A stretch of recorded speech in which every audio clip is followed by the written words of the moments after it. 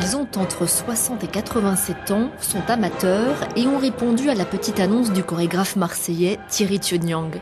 Son credo, dévoiler d'autres codes de la danse. Sur la scène de la Comédie à Valence, ces 25 seniors présentent Du Printemps, une chorégraphie inspirée du Sacre du Printemps d'Igor Stravinsky, une vraie renaissance pour ces seniors.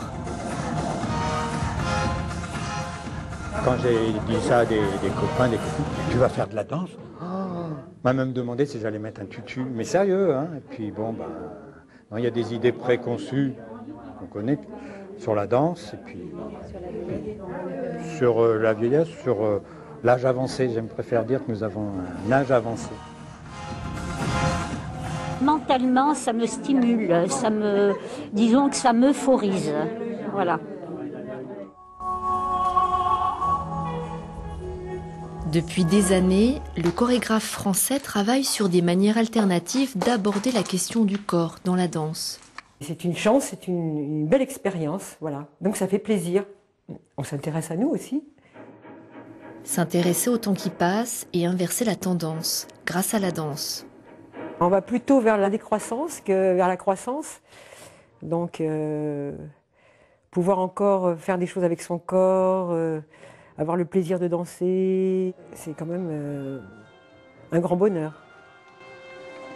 Le Sacre du Printemps de Stravinsky. La chorégraphie est sommaire, mais physique, elle repose sur l'énergie collective. Il y a des corps plus athlétiques, plus sportifs, puis il y a des corps plus empêchés, des corps gros, des corps qui ne peuvent pas aller au sol.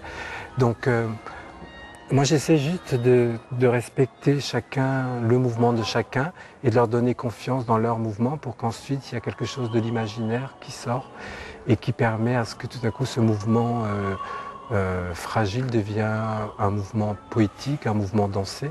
Et ce qui est assez émouvant, c'est que souvent leurs familles me disent « mais on a vu un homme ou une femme danser, on n'a pas vu un grand-père ou une grand-mère danser ».